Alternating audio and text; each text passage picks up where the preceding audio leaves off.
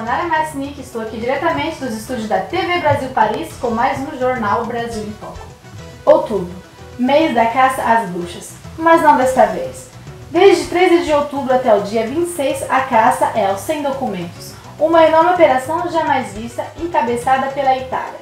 Está sendo realizada em 28 países da União Europeia e mais 4 da zona Schengen. Nada menos que 18 mil policiais. Uma forma de identificar e cadastrar todos os estrangeiros nas estações de trem, estradas, locais de trabalho e nas ruas.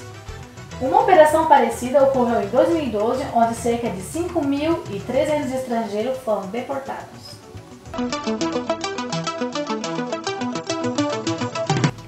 BNDES libera mais de 330 milhões para Cuba, mas desta vez para a reforma de aeroportos.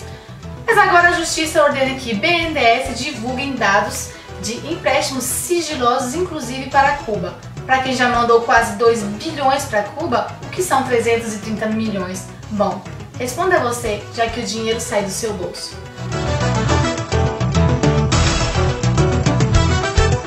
Outro dia aqui na nossa reunião de fechamento do jornal, que é sempre por volta das 4h30 da tarde, quando o pessoal não atrasa, o pessoal fica comendo bolinho, tomando café. A gente queria saber o seguinte: quanto será que o Brasil já emprestou para vários países através do BNDES, que é o Banco Nacional de Desenvolvimento Econômico? Aí o Benê Corrêa, que é o nosso editor aqui, entrou no site lá do BNDES e falou para mim: não dá para saber. Eu falei: como não dá para saber? Não dá para saber. E aí a gente foi olhar no site, realmente não dá para saber. Tem umas explicações, deve ser para seres extraterrestres, não cidadãos comuns como nós, e a gente não sabia qual era o valor emprestado e nem para onde isso era emprestado. Sabemos, por exemplo, que foi emprestado para Angola, sabemos que foi emprestado para Cuba, sabemos que foi emprestado para Venezuela, sabemos que foi emprestado para o Equador, mas isso porque a imprensa publica. Né? Tem uma hidrelétrica no Equador que tem na Bolívia também e por aí afora. Agora a gente não fica sabendo. Aí nós precisamos pedir socorro para alguém para saber se isso é legal ou ilegal. Para isso, nós temos aqui hoje, gentilmente, a professora Maria Estela Bastos, que é professora da Universidade de São Paulo. Professora, obrigado pela participação mais uma vez. Obrigada a você. Maria Estela, como é que faz isso? Eu, como cidadão, não tenho o direito de saber quanto é que o BNDES emprestou para A, para B ou para C? Claro, não tem só direito, mas como tem obrigação, porque a gente tem que cuidar para onde o dinheiro que a gente suadamente ganha vai. E é um absurdo como se cristalizou nos últimos anos essa conduta do governo de fazer empréstimos internacionais sem que eles passem pelo Congresso Nacional, o que é inconstitucional. Ele não pode fazer empréstimo internacional? Não, ele não pode emprestar. Né? Quando ele pede, ele também tem que pedir autorização. Sim, mas os acordos internacionais, esses sobre os quais você se referia, de empréstimo do Brasil para a Venezuela, para Cuba, para a Argentina, esses empréstimos, eles são escritos num acordo internacional assinado pelos 2 ou 2 presidentes. Uma vez assinados pelos presidentes, eles têm que passar pelos parlamentos, pelos congressos, no nosso caso o Congresso Nacional é bicameral, para obter a aprovação do Congresso Nacional. É um momento no qual o povo, nós, dizemos se nós queremos emprestar ou não queremos emprestar. Então esses empréstimos são ilegais? São inconstitucionais. Inconstitucionais. Eles não têm eficácia jurídica, na verdade. Então emprestar para Cuba de forma secreta é inconstitucional e significa que esse acordo feito entre os 2 presidentes, entre a nossa e o outro, ele é nulo perante o direito Quer dizer brasileiro. Que então, quando é feito um contrato desse também, ele é secreto? Ele não pode ser secreto jamais, justamente porque ele tem que passar pelo Congresso Nacional bicameral, obter a aprovação do Congresso, ocasião na qual o Congresso pode não aprovar, porque ele fala em nosso nome, ele pode dizer não, eu não quero que dinheiro do brasileiro, dinheiro do governo, vá para financiar essa obra estrangeira, até mesmo porque esse dinheiro deve ser investido aqui. Então o Congresso tem o poder de dizer não. Só depois que ele diz sim, é que volta para a mesa do presidente, volta para a mesa da nossa presidente e ela então confirma aquele ato que ela assinou lá tempos atrás. Bom, se não acontecer esse ritual, né, o acordo é inconstitucional.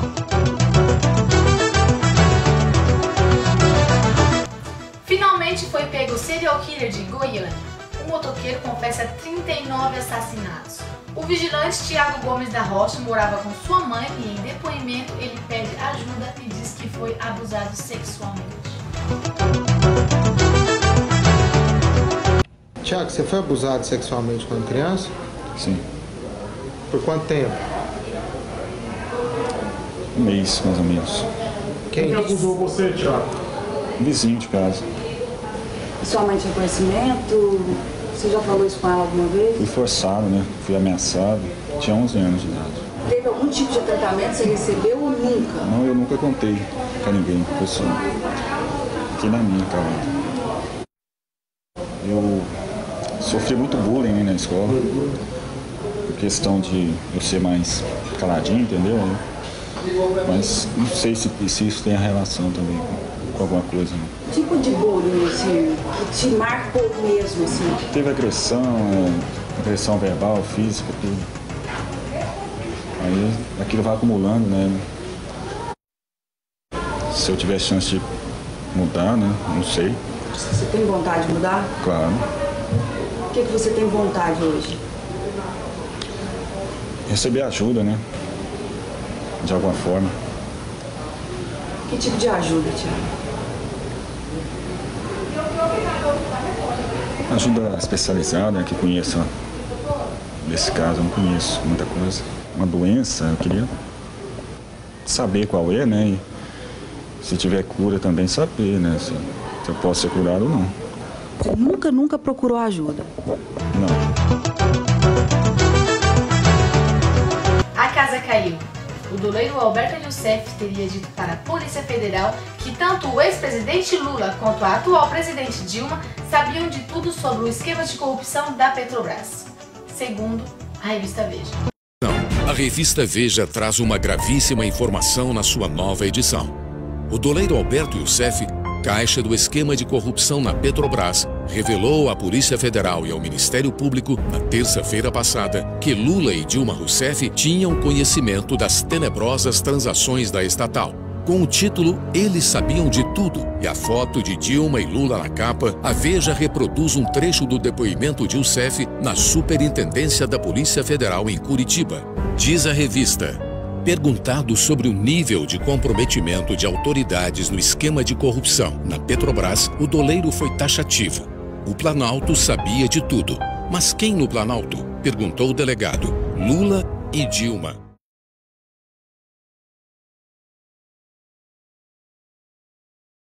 Para repercutir tudo isso, estão aqui Augusto Nunes e Ricardo Sete, nossos colunistas. Boa noite.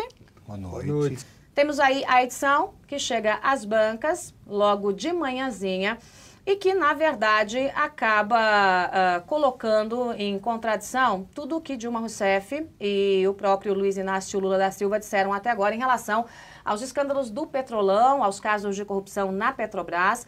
Claro que são declarações que o doleiro Alberto Youssef fez à Polícia Federal. Claro também que isso faz parte de um documento, né, que está sendo publicado e acaba colocando em xeque tudo que foi dito até agora, não, Augusto? Eu acho, e acho que foi bom você citar o que o governo está escondendo, porque isso é um absurdo. Você tem de informar aos brasileiros, você tem de transmitir todas as informações necessárias. Está escondendo muita coisa. Está escondendo muita coisa. Quer dizer, o Brasil tinha acabado com os miseráveis, né, por decreto. Como eles continuam por aí, né, e não são importados de nenhum país europeu, o governo agora resolveu que não divulga isso. Então não tem, o Brasil vai bem, não piora em nada e tal. Vão divulgar depois das eleições. A decisão da Veja é muito saudável, porque você tem de divulgar todas as informações que são, como eles dizem tanto, né, do interesse público. Eu repito que são declarações que foram dadas pelo doleiro Alberto Youssef ao delegado da Polícia Federal, que tomou aí as informações durante o processo de delação premiada, que ainda acontece. Ele está sendo ouvido já há bastante tempo. Então, são informações oficiais. E claro que a justiça é quem vai dizer quem está certo, quem está errado no meio desse pacote. E rapidinho, sem querer falar muito rapidinho. Primeiro, a Veja não errou nenhuma. Segundo, eles são obrigados a contar a verdade, porque senão eles perdem os benefícios da delação premiada. Era o que eu ia comentar, quer dizer, ele está acusando, está informando que a presidente Dilma e Lula, ao contrário do que ambos declaram, sabiam do caso, portanto é uma coisa gravíssima, mas ele precisa ainda provar para que isso se torne verdade perante a justiça. ele está correndo um grande risco se ele não estiver falando a verdade, porque ele perde os benefícios. Então, a tendência é de que, evidentemente, ele tenha provas do que diz. Mas não faz sentido, né? Ele vai mentir e perder os benefícios. Mas, por enquanto, a Veja está chegando ao ponto de narrar o que ele disse. Né? Mas são informações que eu acho que são importantíssimas também para o eleitor, de toda forma. Né? Como são importantes as informações que você disse que estão sendo omitidas e as outras que o Augusto comentou. O que me preocupa nisso tudo, Joyce, é se órgãos oficiais estão retendo esses dados, é mais um sintoma do aparelhamento realmente do Estado pelo PT, né? Que absurdo. Quer dizer, isso pega setores do Ministério Público, da Polícia Federal, do Judiciário, de órgãos hoje respeitados. O mundo tem 60 dias para frear a epidemia de Ebola, avisa a ONU. O planeta já atingiu a marca de 9.000 casos e 4.500 mortos, informação revelada pela Organização Mundial da Saúde.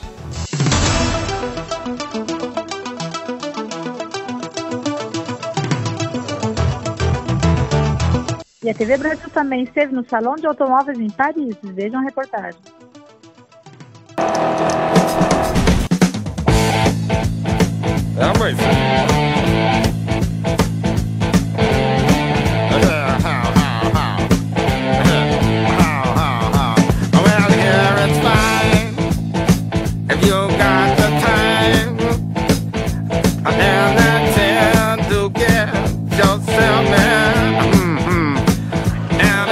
Olá, sou Nara Masnick, estamos aqui diretamente do Salão de Automóveis de Paris para a TV Brasil. Le président de la République s'est rendu sur les stands des constructeurs tricolores à la découverte des véhicules écolos, des modèles propres qu'il souhaite multiplier sur le territoire. Aujourd'hui, le véhicule électrique se développe très rapidement. Et j'ai voulu, avec le ministre de l'économie, que nous puissions ajouter au bonus qui existe déjà, un super bonus qui permettra qu'un véhicule électrique puisse coûter moins cher qu'un véhicule à essence ou au diesel. Pour cela, il a fallu mettre en place des bornes pour recharger les véhicules et nous allons en mettre à disposition des utilisateurs 16 000 de plus. Donc la France sera un des piliers, un des exemples, un des modèles du véhicule à faible consommation et du véhicule électrique. But now I might be mistaken.